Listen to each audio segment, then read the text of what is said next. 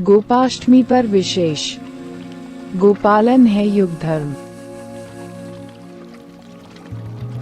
वृक्षों में पीपल, पौधों में तुलसी अपनी दिव्य विशेषताओं के लिए विख्यात हैं। मनुष्यों में जो सम्मान साधु ब्राह्मण को उनकी सात्विकता विशिष्टता के कारण प्राप्त है, वही पशु वर्ग में गाय को दिया गया है।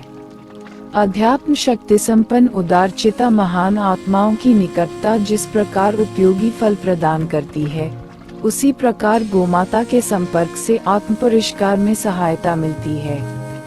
इसी विशेषता एवं आर्थिक उपयोगिता को देखते हुए गाय को प्राचीन काल में पूजनीय दैवी सत्ता माना गया और उसकी पूजा, रक्षा तथा संवर्धन को महत्व प्रदान किया गया।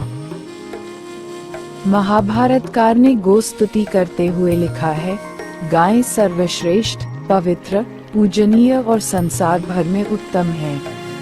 इनके घी, दूध, दही और गव्य के बिना संसार में यज्ञ संपन्न नहीं होते। गाय में सदैव लक्ष्मी निवास करती है।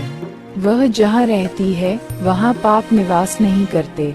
ये प्राणी मात्र को सुख संपदा से विभूषित करती रहती है। कृषि क्षेत्र अभी भी गोवंश पर आधारित है। विश्व में गाय की महत्ता वस्तुतः उसके दुग्ध रूप अमृत के उत्पादन के कारण है। उसके दूध में जो भी अमृतोपम गुण हैं, उनका वैज्ञानिक विश्लेषण तो अब से कुछ समय पूर्व ही किया गया है, किंतु वैदिक युग तथा महाभारत काल में गाय और गोवंश की महत्ता और विशेषताओं का समुचित ज्ञान था।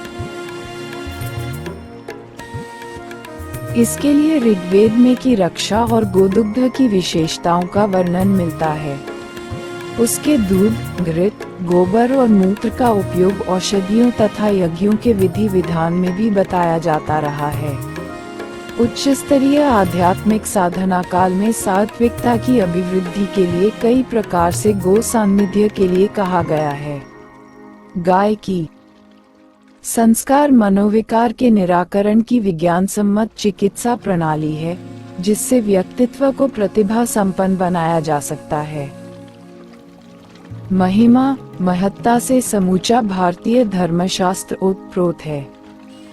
स्वस्थ गाय के दूध के सर्वोत्तम होने की बात संसार भर में एक मत से स्वीकार की जाती है।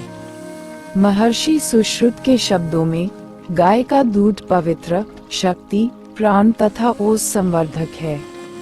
इसमें रोग निवारण की अद्भुत शक्ति है। चरक संहिता के अनुसार भी यह मधुर, मृदु, रसायन, गुरु, मंद, प्रसन्न आदि 10 गुणों वाला है। इसे सर्वांगपूर्ण आहार माना गया है। गोपालन एवं संरक्षण आज का युग धर्म है।